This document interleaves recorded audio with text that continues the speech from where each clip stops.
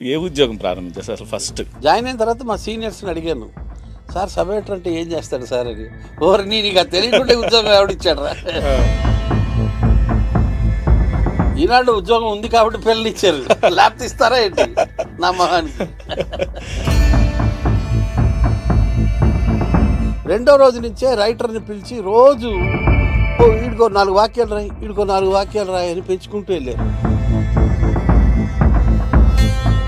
మనకు ఒక జ్ఞానోపదేశం, ఒక జ్ఞానోదయం జరగాలి అంటే ఒక దెబ్బ తగలాలి, అప్పుడే మనకు ఒక జ్ఞానోదయం అవుతుంది.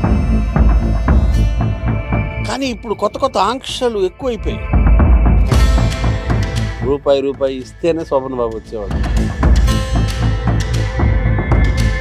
అందుకే వాళ్ళ ఇంట్లో మహేష్ బాబు పుట్టాడు, శోభన్ బాబు ఇంట్లో మహేష్ బాబు పుట్టలేదు. ఒకవేళ పొరపాటున ఆ టైంలో ఏదైనా ట్రైన్ యాక్సిడెంట్ అయ్యి ఒకడో ఇద్దరు పోయారనుకోండి, మంది వెళ్ళిపోయి ఉంటే మనకి వాళ్ళ బ్యానర్ దొరికేది కదా. జీవితంలో ప్రతి అనుభవము ఒక పాఠమే, ప్రతి దుఃఖం ఒక రేపటి ఆనందానికి బాటలు వేస్తాను. నేను ప్రేమిస్తున్నాను, నువ్వు నన్ను ప్రేమిస్తూ ఉంటే ఈ కాగితం మీద ఒక సంతకం పెట్టి నాకు నీ పేరు రాసి నాకు వెనక్కి ఇచ్చి. 40 ఏళ్ళు అయింది ఇంకా ఇవ్వలేదు, వెనక్కి రాలేదు. ఒకవేళ ఇప్పుడు వచ్చింది అనుకోండి ఇంటికి. దాత్రి టీవీలో మీ పర్సనల్ ఇంటర్వ్యూ కోసం, వ్యాపార ప్రకటనల కోసం ఈ నెంబర్కి సంప్రదించండి. Welcome to Dhatri podcast. ఈరోజు మన స్పెషల్ గెస్ట్ కిషోర్ దాస్ గారు. Sir, welcome to Dhatri. మీ గురించి నేను ఎక్కువ ఇంట్రడక్షన్ ప్రేక్షకులు ఇవ్వకుండా ప్రేక్షకులకి డైరెక్ట్గా మిమ్మల్ని వెల్కమ్ చెప్పేశాను. అసలు ఒక సబ్ ఎడిటర్గా ప్రారంభించారు, తర్వాత అంతకన్నా ముందు కూడా వేరే ఉద్యోగం చేశాను. అంతకంటే ముందు ఏ ఉద్యోగం ప్రారంభించారు అసలు ఫస్ట్ లైఫ్? బట్టల షాప్లో సేల్స్ మ్యాన్గా చేశాను. 1978 జూన్ నుంచి 79 బిగినింగ్, జనవరి అనుకుంటా, జనవరి ఫిబ్రవరి అంతే. ఓకే, ఒక 6 నెలలో 7 నెలలో. It was just a job requirement. లైఫ్లో ఒక అనుకోకుండా ఏదో ఒకటి మనకు ఒక సపోర్ట్ ఉండాలి ఫైనాన్షియల్లీ. మా ఊర్లో ఏమి లేదు వృత్తి. ఈ పేపర్ చూస్తే ఇది కనబడింది, అప్లై చేశాను. అసలు సబ్ ఎడిటర్ ఏం చేస్తాడో కూడా నాకు తెలియదు. నేను జాయిన్ అయిన తర్వాత అడిగాను మా సీనియర్స్ని, ఏదో టెస్ట్ పెట్టారు, అందులో ఏదో ఒక వ్యాసం రాయమన్నారు, ఏదో ఒక వ్యాసాన్ని కుదించమన్నారు, జనరల్ నాలెడ్జు, భాషకి సంబంధించిన కొన్ని ప్రశ్నలు, అదేదో మొత్తానికి పాస్ అయిపోయాను. ఆ జనరల్ నాలెడ్జ్ ఏమని అప్పట్లో తరోగా ఉంటాం కదా, అప్పుడే ఎంఏ చదువుతున్నాను, ఎంఏ ఫైనల్ ఇయర్లో ఉన్నాను, ఈజీగా పాస్ అయిపోయాను. జాయిన్ అయిన తర్వాత మా సీనియర్స్ని అడిగాను, సార్ సబ్ ఎడిటర్ అంటే ఏం చేస్తాడు సార్ అని. ఓరి నీకు తెలియకుండా ఉద్యోగం ఎవడిచ్చాడు రా, ఎలా వచ్చేవరా అన్నారు. ఫస్ట్ జీతం ఎంత సార్ లైఫ్ ని? 800. అక్కడ బట్టల షాప్ సేల్స్ మ్యాన్ ఫస్ట్ 140. ఒక 3 నెలల తర్వాత వేరే షాప్లోకి వెళ్ళాను, 160 అయింది. అసలు 800 అంటే చాలా. ఈనాడులో 800 ఫస్ట్ ఉద్యోగం. ఈనాడులోకి మ్యారేజ్ అయిన తర్వాత వచ్చారా? మ్యారేజ్ ఏం కాల, బ్యాచులర్ గా వచ్చారు. ఈనాడు ఉద్యోగం ఉంది కాబట్టి పిల్లలు ఇచ్చారు, ల్యాప్ ఇస్తారా ఏంటి నా మొహానికి. సో అసలు ఫస్ట్ మిమ్మల్ని చూస్తే ఎంత ప్లెజెంట్గా ఉంటుందంటే, అసలు మీరు ఏ జనరేషన్ కి సంబంధించి. మా ఆవిడకుంటే బాగుండు, నాకన్నా కూడా దోమదోమలు ఆడుతూ ఉంటుంది. ఇంట్లో ఏ పని చేయవు, అలా వచ్చి కూర్చుంటావు, టీవీ చూస్తావు, పుస్తకాలు చదువుతావు, నీ లోకంలో ఉంటావు, వంటలో సాయం చేయవు, కేకలేస్తుంటది నా. ఇది ప్రతి ఇంట్లో ఉండే కామన్ కంప్లైంట్. అవును, అప్పుడప్పుడు అంతే, ఇంట్లో ఏ పని చేయను. పని మనిషి రాకపోతే మాత్రం చాలా శ్రద్ధగా గిన్నెలతో అవుతా. నాకు గిన్నెలతో ఉండడంలో పిహెచ్డి ఉంది. నా అంత బాగా ఎవరు తోమలేరు, అఫ్ కోర్స్ మనుషుల్ని కూడా. మీరు ఏ జనరేషన్ వాళ్ళు? అసలు యూత్ లా కనిపించకపోయినా ఎంత యాక్టివ్ ఉంటారంటే, నవ్వు ఫిజికల్ గా 80 ఏళ్ళు, 64 ఏళ్ల వయసుకు, మెంటల్ ఏజ్ మాత్రం 16 ఏళ్ళే. అది ఎదగలేదు, నేను అక్కడే ఆగిపోయాను. ఎందుకంటే మీ స్మైల్ చూస్తేనే మంచి లాఫింగ్ బుద్ధ అని చూస్తే, నడిచే లాఫింగ్ బుద్ధ ఎలా ఉంటారు, జుట్టంతా హ్యాపీగా, చాలా బాగా అనిపిస్తుంది. అండ్ మీరు బాగా పరిచయం అంటే మా జనరేషన్ కైనా ఎవరికైనా TV9లో సెటైరికల్ ప్రోగ్రామ్ ఎవరి గోల వారిది. నిజంగా ఆ ప్రోగ్రామ్ గురించి చెప్పాలంటే ఫస్ట్ ఆ ప్రోగ్రామ్ డైరెక్టర్ గురించి చెప్పాలి. ఆ డైరెక్టర్ వాళ్ళ అన్న నా ఫ్రెండ్, యాక్చువల్గా నా కొలీగ్ ఆంధ్రజ్యోతిలో.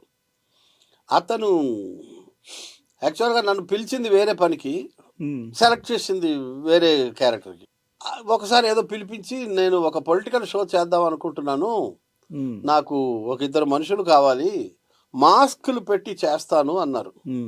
రవిప్రకాష్ గారి ఆలోచన ఏదో ఉంటే ఈయనకి చెప్పారు. అప్పుడు ఆయన క్రియేటివ్ హెడ్ TV1లో. నేను నాయుడిని వినోద్ని తీసుకురా అన్నారు నా ఫ్రెండ్స్. మేము ముగ్గురు కలిసి తిరుగుతుంటాం. సో నా శంకు చక్రాలను 2 తీసుకుని వెళ్ళాను. అందరూ నా శంకు చక్రాలుగా మా స్నేహితుల్లో అంటారనమాట. నేనేదో వెంకటేశ్వర స్వామి అయినట్టు, నాకు అన్నదమ్ముళ్ళు అంటారు వాళ్ళిద్దరు. సో 2 తీసుకుని వెళ్ళాను, మాట్లాడాను. అనుకోకుండా అమ్జద్ బాబు గారికి ఒక ఐడియా వచ్చింది. ఈ మాస్కులు పెట్టి షో చేస్తున్నాను, పొలిటికల్ లీడర్స్ అందరూ మాట్లాడుతుంటారు అనే కాన్సెప్ట్తో షో చేయమన్నారు. మధ్యలో ఒక వ్యక్తి ఉంటే బాగుంటుంది కదా అనే ఆలోచన వచ్చింది నన్ను చూసిన తర్వాత. నన్ను అడిగాడు, నువ్వేమైనా చేస్తావా అంటే, ఎందుకు చేయను, ఆనందంగా చేస్తాను. అలా మొదలైంది ఆ కాన్సెప్ట్. ఇన్ఫ్యాక్ట్ బిగినింగ్లో నేను లేను, నాకెందుకు ఎప్పుడు అలాగే జరుగుతుంటుంది.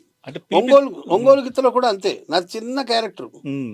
నేను చేయగా డైరెక్టర్కి నచ్చి 2వ రోజు నుంచే రైటర్ని పిలిచి రోజు ఈడికో 4 వాక్యాలు రాయి, ఈడికో 4 వాక్యాలు రాయి అని పెంచుకుంటూ వెళ్ళారు. అట్లా మా TV9లో కూడా అదే జరిగింది. ఈ సాహిత్య రూపకాలు, మనం సాహిత్య రూపకాలు అందామా, టీవీ రూపకాలు, whatever you call it, any creative వర్క్లో బాడీ షేమింగ్ చేయొద్దు అంటారు.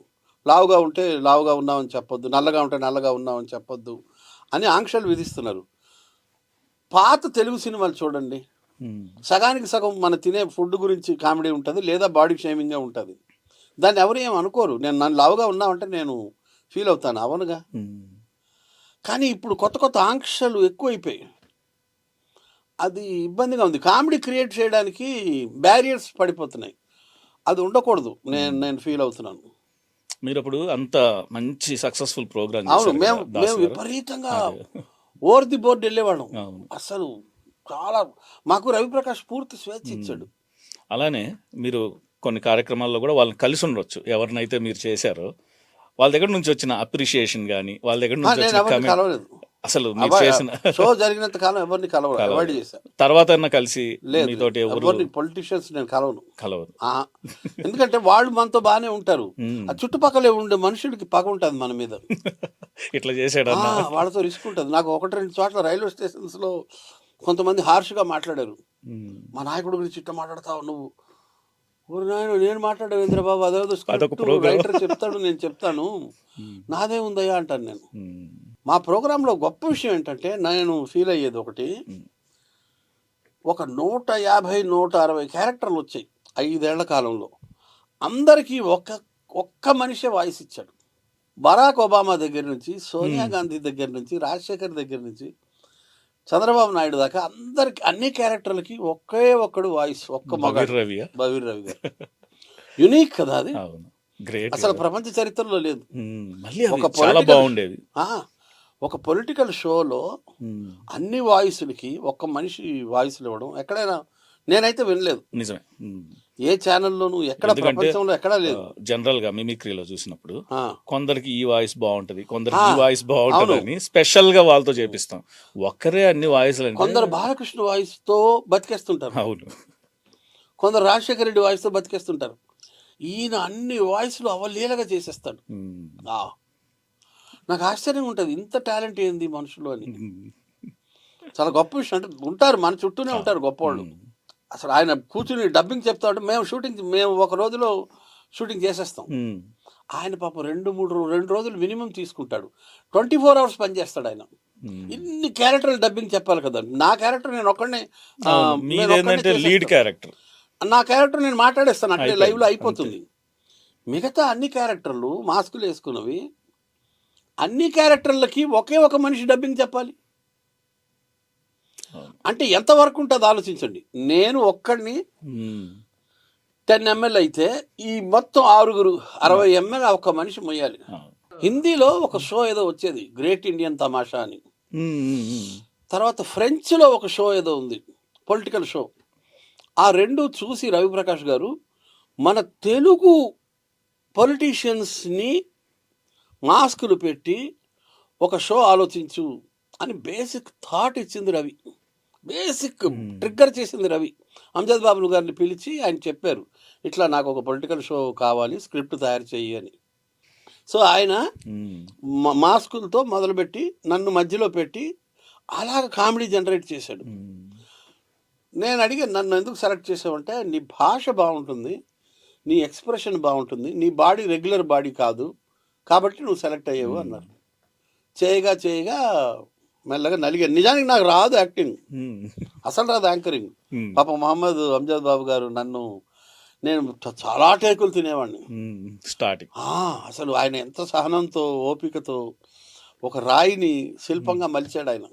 అయితే నేను ఆ దెబ్బలకి బెదరలేదు, తట్టుకున్నాను. ఎన్ని టేకులు అయినా సరే పోటాపోటీగా నిలబడేవాడిని తప్ప పారిపోయేవాడిని కాదు. మేము ఉదయం 10-11కి స్టూడియోలో ఎంటర్ అయితే నైట్ ఎప్పుడు బయటకు వస్తామో తెలియదు. ఒక ఎపిసోడ్ చేసాం, ఆ ఎపిసోడ్ మాత్రం సెలెక్ట్ చేయలేదు రవి. అతను పోలీసులు ఏదో జరిగింది, అదేదో డెడ్ బాడీ ఉంటుంది ఆ ఫస్ట్ ఎపిసోడ్లో. డెడ్ బాడీకి ఏదో ఇష్యూ ఉంది, వద్దు చావుతో ఉంది ఎపిసోడ్, క్యాన్సిల్ చేసే అన్నాడు. నేనైతే దిగాలు పడ్డాను, అరే మొదటి ఎపిసోడ్ క్యాన్సిల్ చేశారని.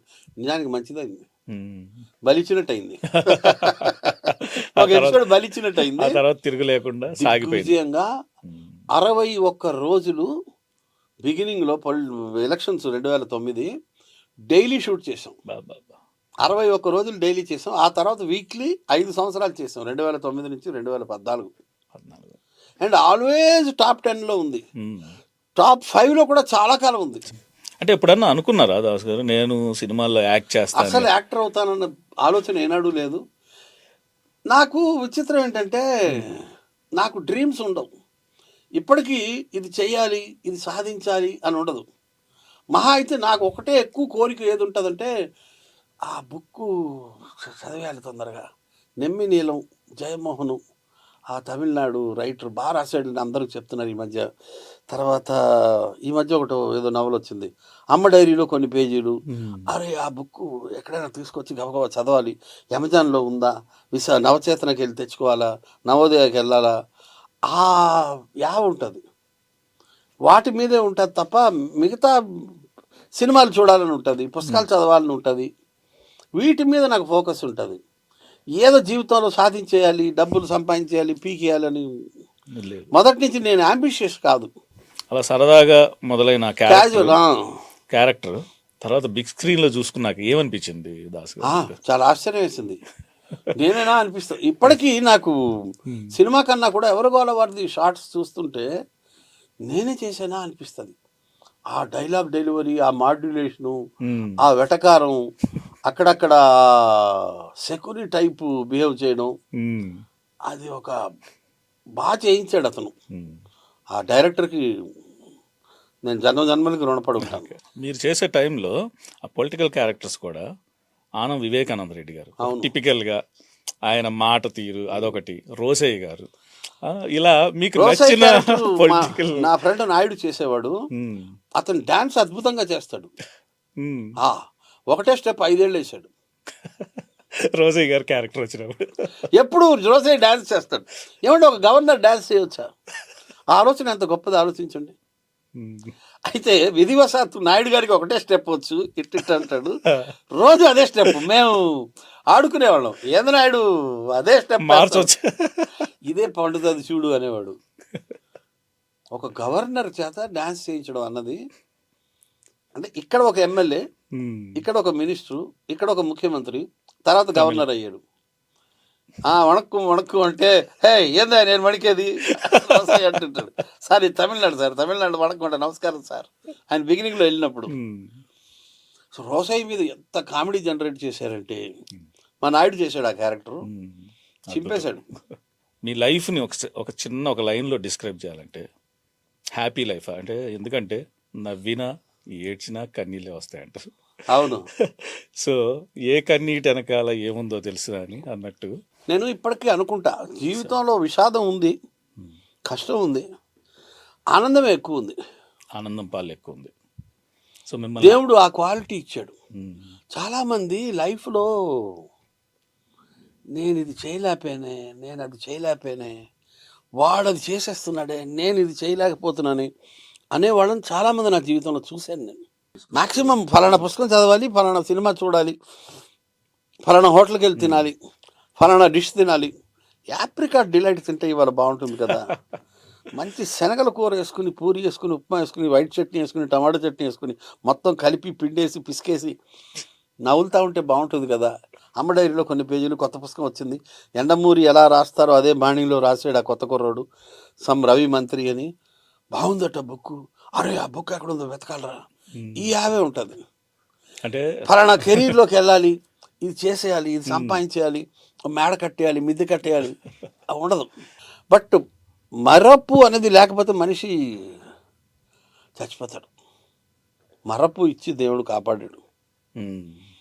మర్చిపోవడం అనేది ఒకటి ఉంది, that helps the human race from lot of suffering. అది నేను ఎప్పుడు అనుకుంటా, దేవుడు అది గొప్ప క్వాలిటీ ఇచ్చాడు, మర్చిపోవని. మర్చిపో, లేకపోతే కష్టం అయ్యేది, చాలా కష్టం అయ్యేది.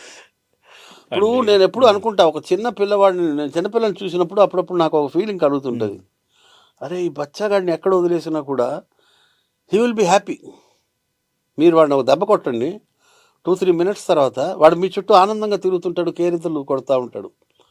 మనం వాళ్ళకన్నా ఏం గొప్ప అండి, వాళ్ళే గొప్పవాళ్ళు. చిన్నపిల్లల మనస్తత్వం చూడండి, ఏ చిన్నపిల్లవాడైనా వాడి దగ్గర ఉన్న వస్తువుతో వాడు ఆనందంగా బతుకుతుంటాడు, హ్యాపీగా ఉంటాడు, అన్హ్యాపీగా ఎప్పుడు ఉండడు, దిగులుగా ఎప్పుడు ఉండడు. వాడు ఆ మూమెంట్ని ఎంజాయ్ చేస్తాడు. అంతే, ప్రతి మూమెంట్ని ఎంజాయ్ చేసే క్వాలిటీ చిన్నపిల్లల్లో ఉంటుంది. సో మీ లైఫ్ కూడా అలాగే, గతాన్ని మార్చలేము. నేను పెద్దగా పట్టించుకోను, చాలా విషయాలు పట్టించుకోను. భవిష్యత్తు అవసరం లేదు, ఈ రోజు భవిష్యత్తు ఎవరికి తెలుసు, భవిష్యత్తు మనం మార్చలేము. కొంతమంది ప్లాన్ చేయంటారు, నేను ఎప్పుడు ప్లాన్ చేసింది జరగల. ఒక అమ్మాయికి లవ్ లెటర్ ఇచ్చా, ప్రేమించాను, లవ్ లెటర్ ఇచ్చి, ప్రియా డాష్ ప్రియా, నేను ప్రేమిస్తున్నాను, నువ్వు నన్ను ప్రేమిస్తూ ఉంటే ఈ కాగితం మీద ఒక సంతకం పెట్టి నాకు నీ పేరు రాసి నాకు వెనక్కి ఇచ్చేయి. 40 ఏళ్ళు అయింది, ఇంకా ఇవ్వలేదు, వెనక్కి రాలేదు. ఒకవేళ ఇప్పుడు వచ్చింది అనుకోండి ఇంటికి, ఇప్పుడు ఏం చెప్తారు? టచ్లో ఉన్న రోజు మాట్లాడుకుంటాం, మళ్ళీ కాగితం మాత్రం వెనక్కి ఇవ్వట్లేదు. ఒరే నువ్వు నా స్నేహితుడివిరా, నువ్వు క్లాస్మేట్ ఇవ్వరా అంటది. మేడంకి తెలుసా ఈ విషయం? వాళ్ళిద్దరు ఫ్రెండ్స్. అంటే సరదాగా ఏమంటది మేడం ఈ విషయం? ఏం పట్టించుకోదు, ఆమెకు తెలుసు నా సంగతి. అదే, సో మొత్తానికి ప్రేమ లేక ఇంటి పరిధి దాటడం తెలుసు ఆమెకి. నిజంగా అంటే మనం ఈ జనరేషన్ ఒక విధంగా పాత జనరేషన్కి కొత్త జనరేషన్ మధ్య ఎన్నో అనుభూతులు, అనుభవాలు ఎన్నో ఉన్నాయి. అలాంటి వాటిల్లో ఈ ఉత్తరాలు ఒకటి.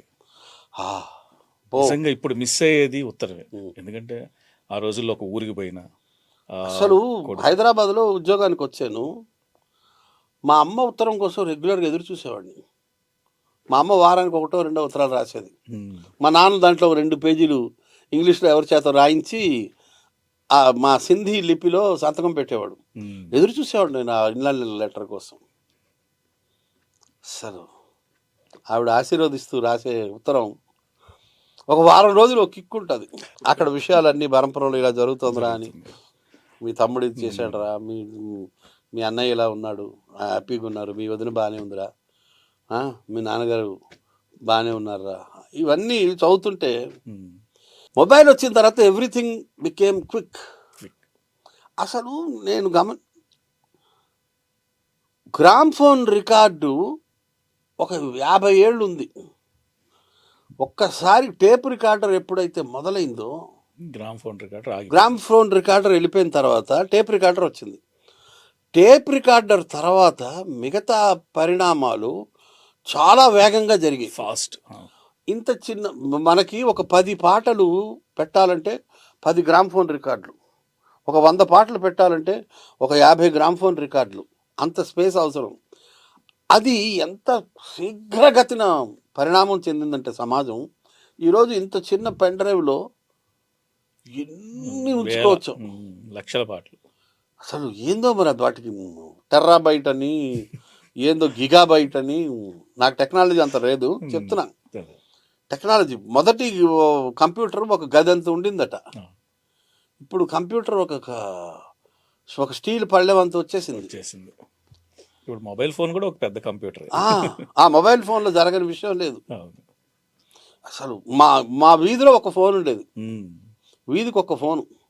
ఏదైనా ఇంపార్టెంట్ మెసేజ్ ఉంటే వాళ్ళ ఇంటికి ఫోన్ చేసి, అయ్యా మేము ఒక విషయం పలానా వాళ్ళతో మాట్లాడాలి, కిషోర్ దాస్తో మాట్లాడాలి, మీరు రాత్రి 8 గంటలకు వాడిని పిలిచి కూర్చోబెట్టండి ఫోన్ దగ్గర, మేము చేస్తాం అంటే అప్పుడు నేను వెళ్ళి అక్కడ వెయిట్ చేసేవాడిని. 7:45 నుంచి కూర్చుని 8 గంటలకు ఫోన్ వస్తే మాట్లాడి వచ్చేవాడిని, థ్యాంక్స్ చెప్పేవాడిని, 100 థ్యాంక్స్ చెప్పేవాడిని. ఎందుకంటే వీధికి ఒకటే ఫోను, వాళ్ళు అత్యంత ధనవంతులు మా వీధిలో, అట్లా ఉండేది. మా ఇంట్లో టీవీ కూడా లేదు, మా ఇంట్లో టేప్ రికార్డర్ లేదు. నేను ఈనాడులో ఉద్యోగంలో చేరిన కొత్తల్లో నా జీతంలోంచి ప్రతి నెల ఇంటికి 150 రూపాయలు పంపిస్తూ మెల్లమెల్లగా కొంత డబ్బు రెగ్యులరైజ్ అయిన తర్వాత జీతం 2000 ఒక 100 ఎంత అయింది.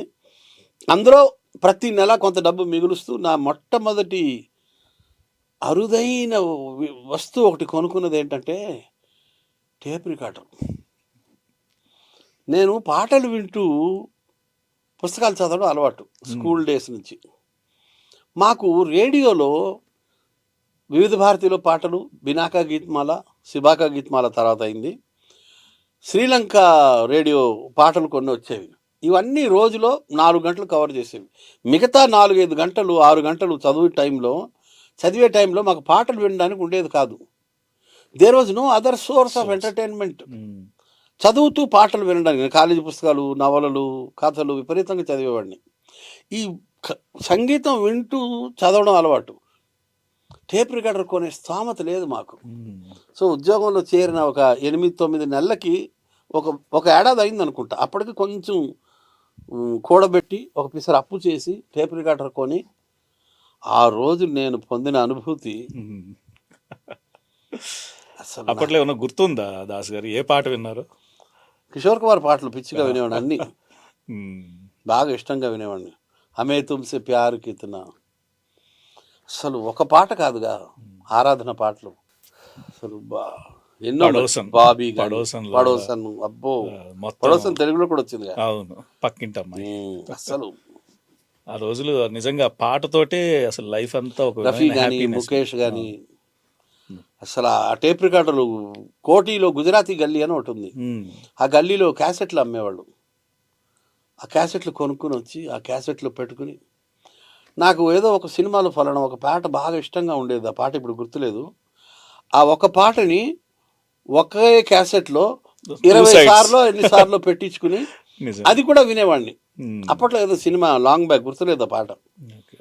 ఆ ఒకే పాట రిపీటెడ్గా వినేవాడిని. అంత వాడాను టేప్ రికార్డర్.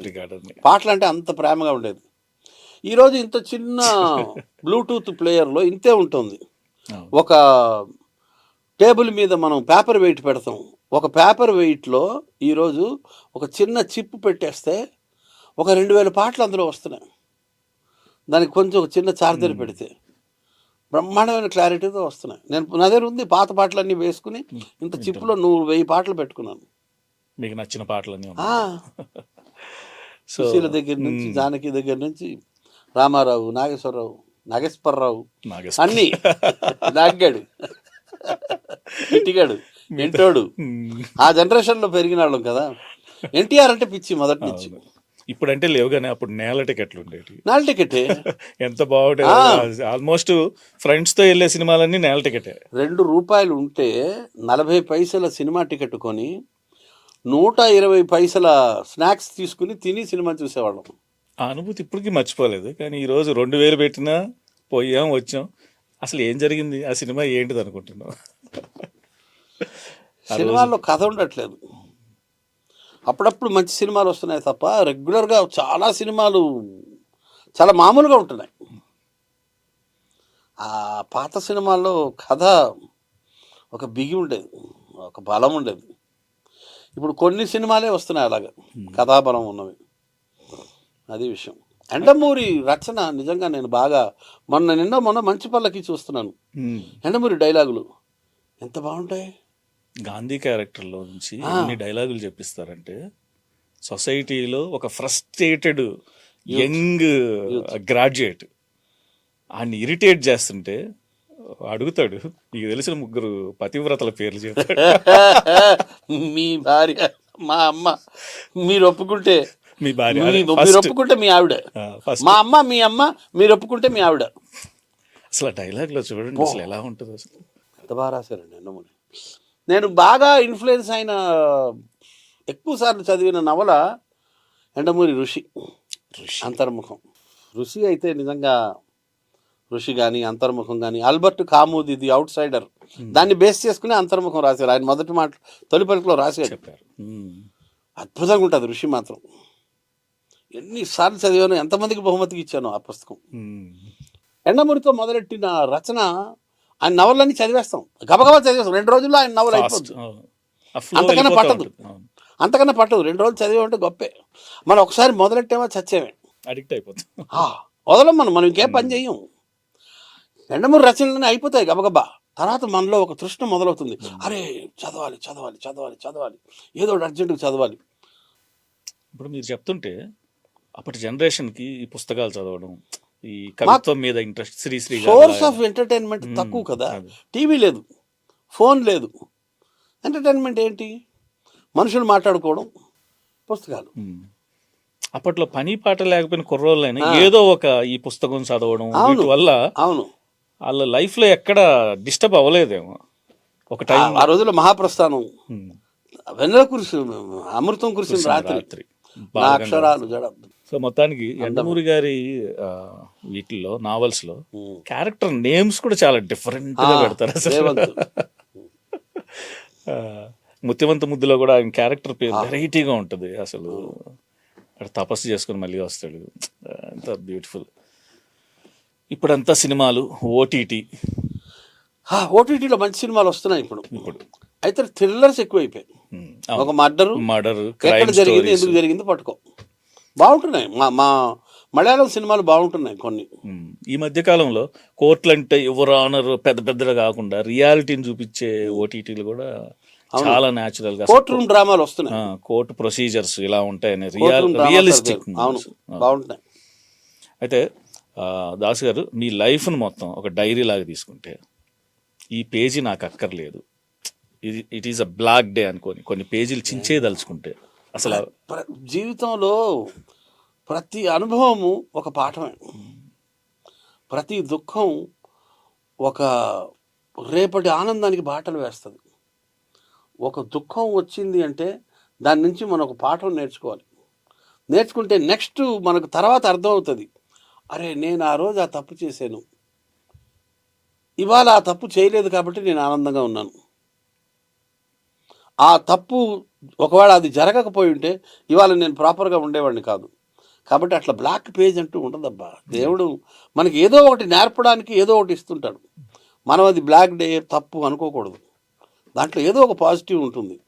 అది తెలుసుకో ఉన్నవాడే మగాడు.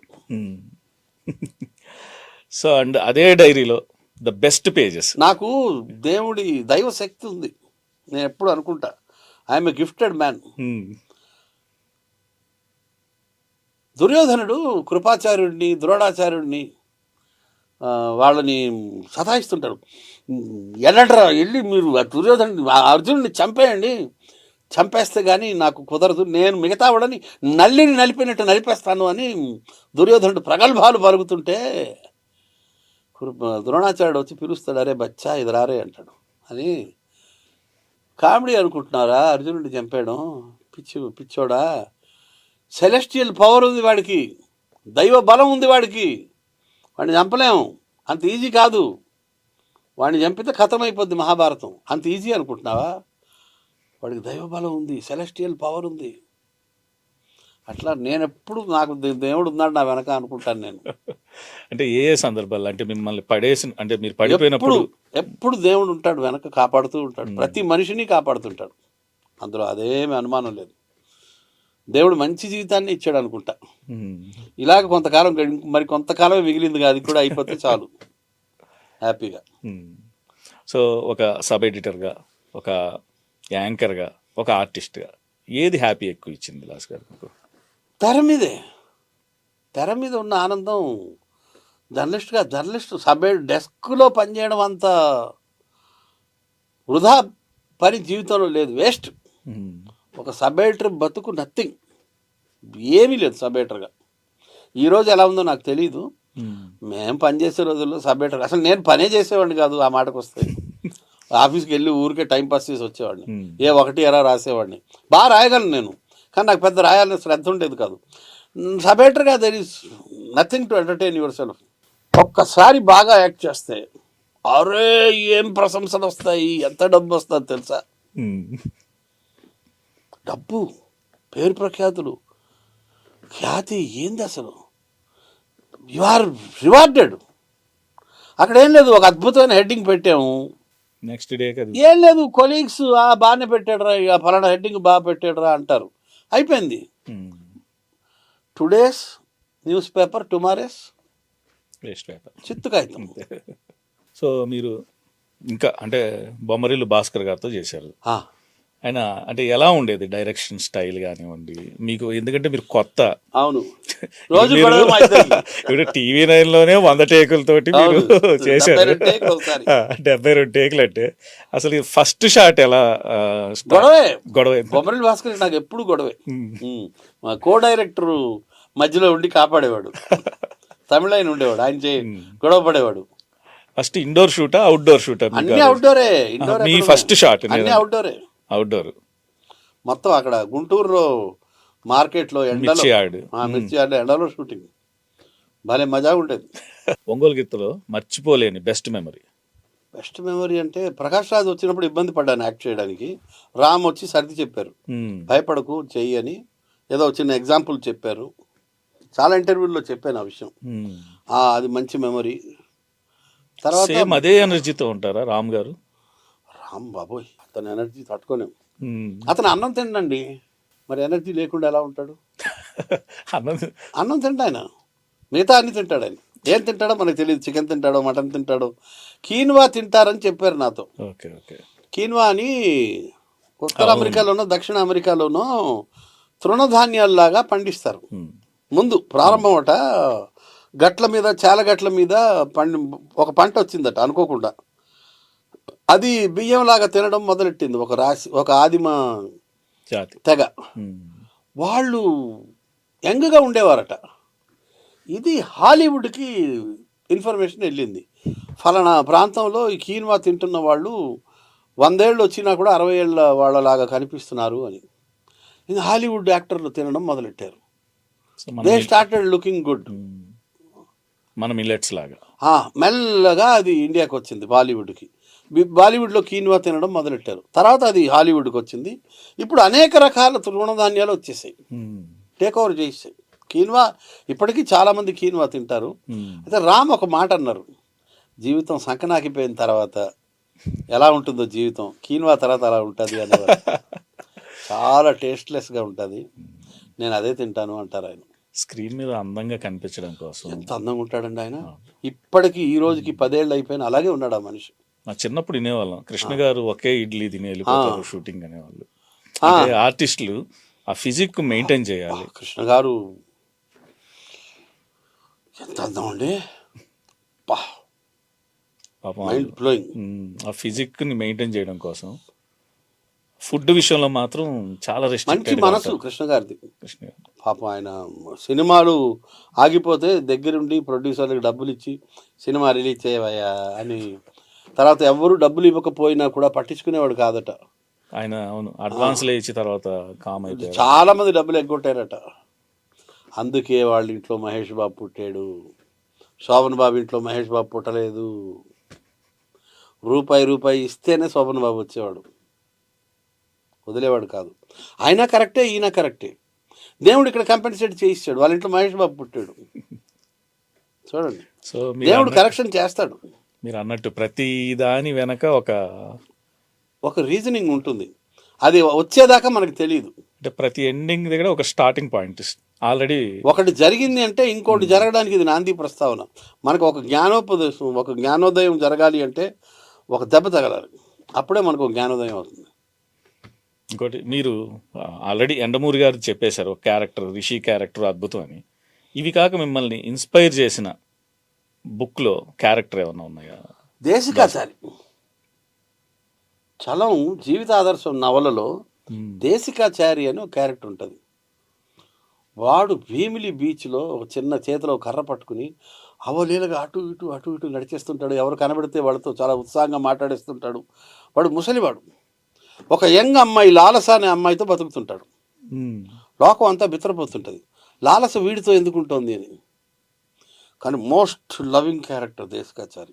ఒకప్పుడు ఒక పెద్ద ఫ్రాడ్ చేసి ఉంటాడు, కానీ తర్వాత మారతాడు, చాలా ఉత్సాహంగా చాలా మంచివాడుగా బతుకుతుంటారు. లాలస మొగుడు ఒకరోజు భీమిలికి వస్తాడు. ఈ దేశికాచారిని చూసి అనుమానిస్తాడు, వీడు నిజంగానే మంచివాడా లేదా మనల్ని ఊరికే బురిడి కొట్టించడానికి ఇంటికి లంచ్కి పిలిపిస్తాడని. లంచ్ చేస్తారు, అక్కడ లాలసని చూస్తారు. అరే ఇది నా భార్య కదా అంటాడు. అక్కడి నుంచి నవల మొదలవుతుంది.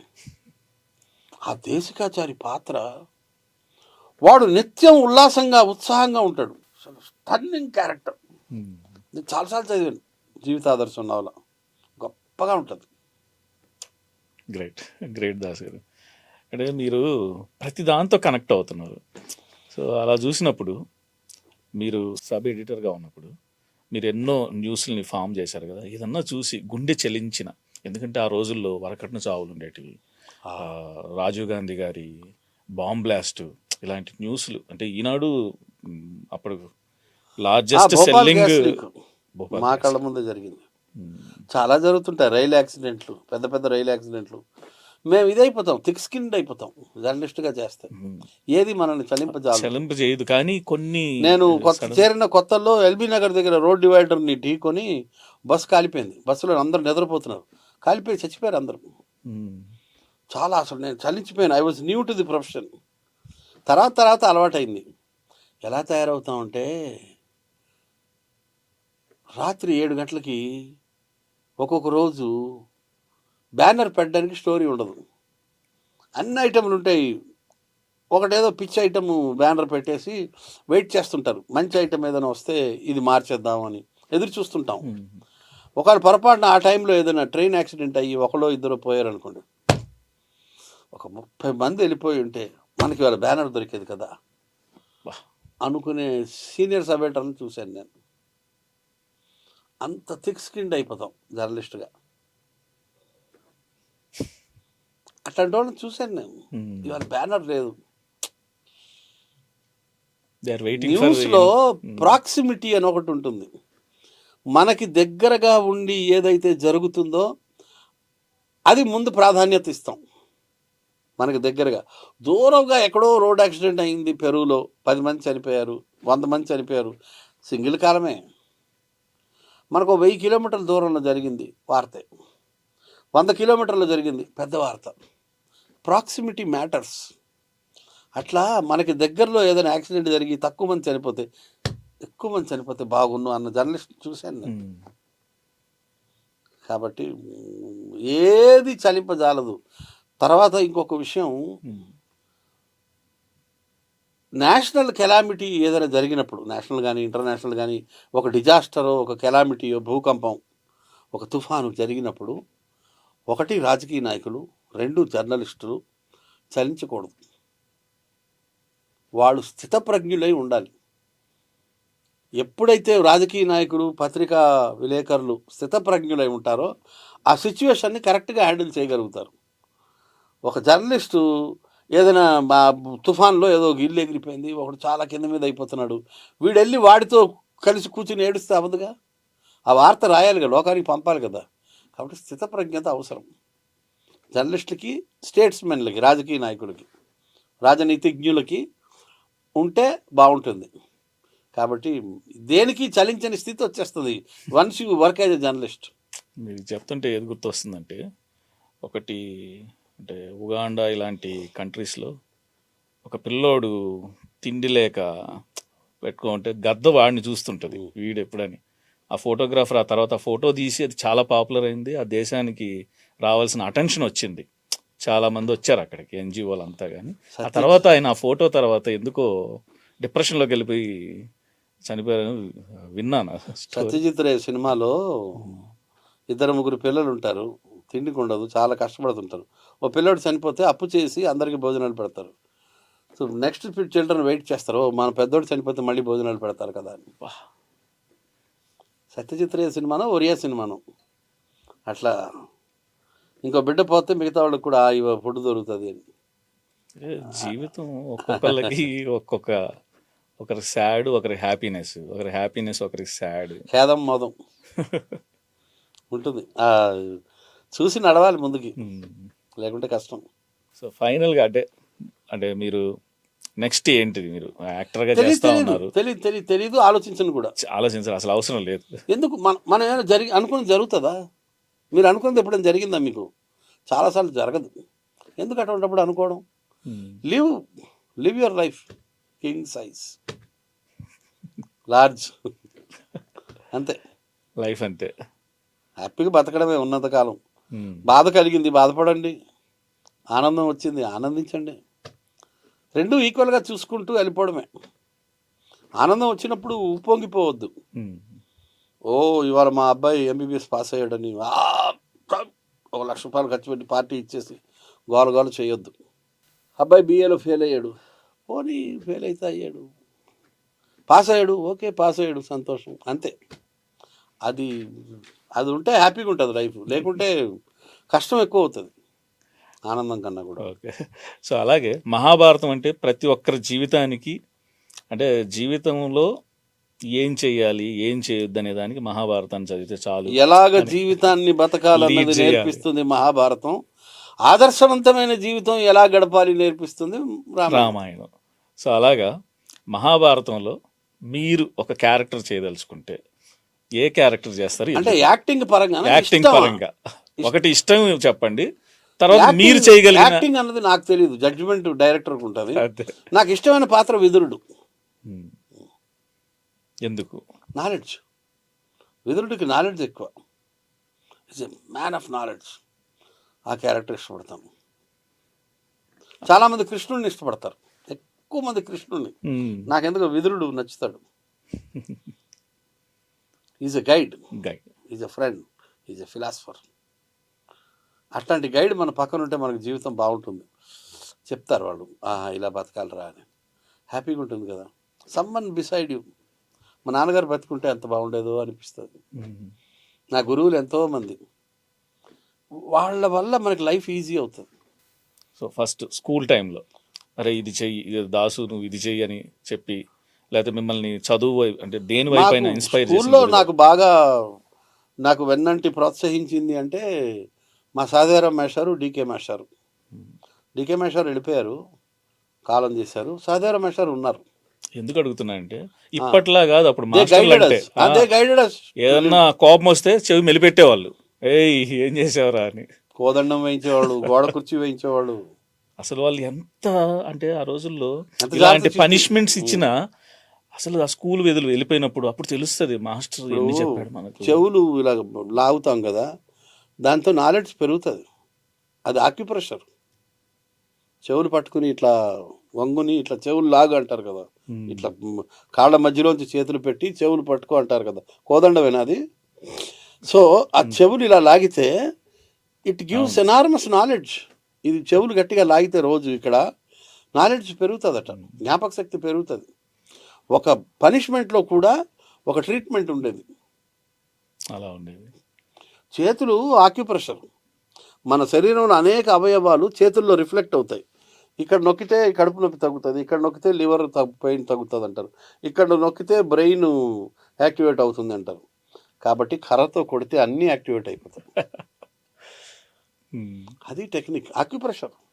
అప్పట్లో చాలా ఉండేవి కదా, మీరన్న కోదండం ఉండేది, అలానే గోడ కుర్చీ, తర్వాత బెంచ్ మీద నిలబెట్టడం, అది పెద్ద అవమానకరం అన్నమాట క్లాస్ లో. మీరు గుడ్ స్టూడెంటా బ్యాడ్ స్టూడెంటా? Very bad student. క్రమంగా ఇంప్రూవ్ అయ్యాను. నాకు లెక్కల్లో 100కి 3, 2 వచ్చేవి 7, 8 తరగతుల్లో.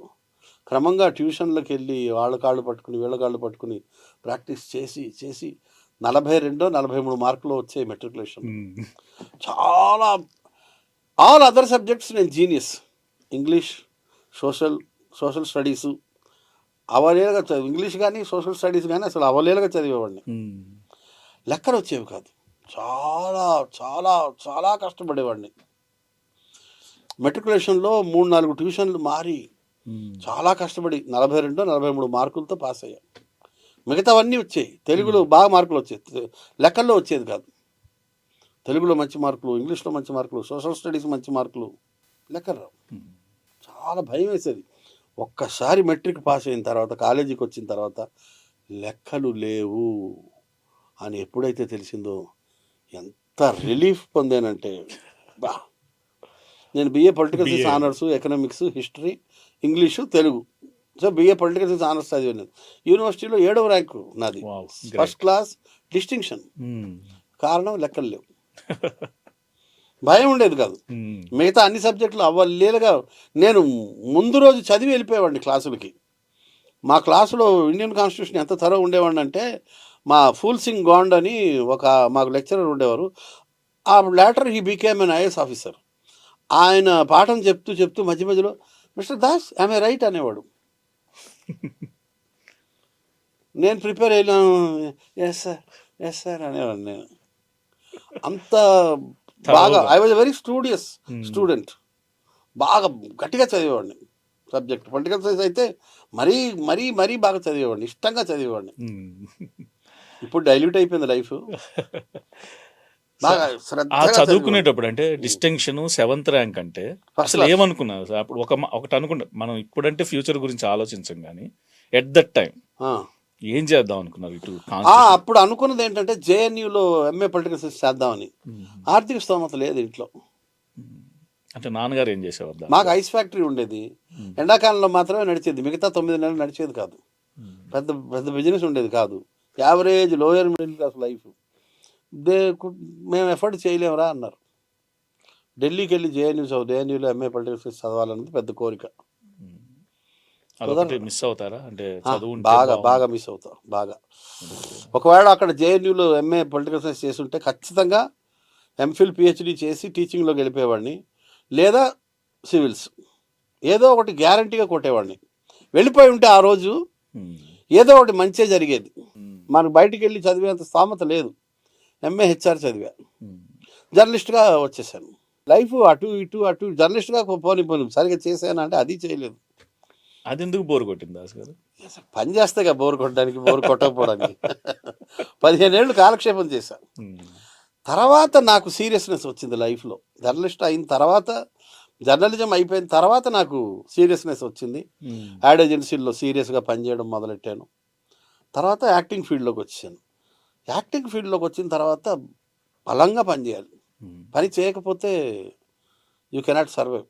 సో ఫైనల్గా ఇక యాజ్ ఎ ఫుడీ మీరు మామూలు ఫుడీ కాబట్టి, ఇప్పుడు మన 2 తెలుగు రాష్ట్రాలు ఇప్పుడు తీసుకుంటే ఒక్కో ప్రాంతానికి ఒక్కొక్క, కాకినాడ తీసుకుంటే గొట్టం కాజా, తాపేశ్వరం తీసుకుంటే మడత కాజా, నెల్లూరు తీసుకుంటే మలై కాజా, ఇట్లా ఒక్కొక్కటి. మీకు నచ్చిన ఫుడ్ ఏ ప్రాంతంలో బాగా ఇష్టపడి తింటారు?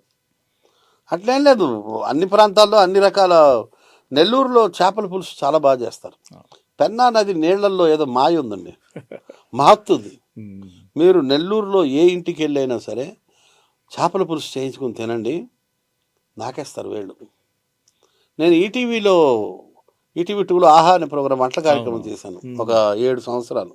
స్టేట్ మొత్తం తిరిగాను, అన్ని జిల్లాలు అన్ని ఊళ్ళు తిరిగేశాను. మొత్తం తెలంగాణ, ఆంధ్ర, ఒరిస్సాలో కొంత భాగం తిరిగాను.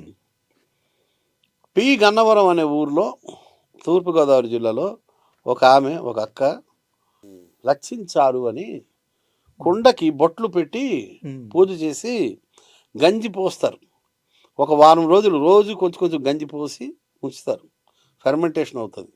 వారం తర్వాత దాంట్లో కొన్ని బెండకాయలు, కొన్ని ఇంకేదో ఐటెంలు 1-2 వేసి కొంచెం మజ్జిగ వేస్తారో లేదో బాయిల్ చేసి, అందులో రోజు కొంచెం మజ్జిగ, తరవాణి నీళ్లు వేస్తూ అది పులిసిన పెరుగబ్బా, పులిసిన మజ్జిగ, పులిసిన గంజి, కొన్ని వెజిటబుల్స్ వేసి, కొంత తాలింపు వేసి, ఒక కూర, ఒక కచ్చించారని చేస్తారు.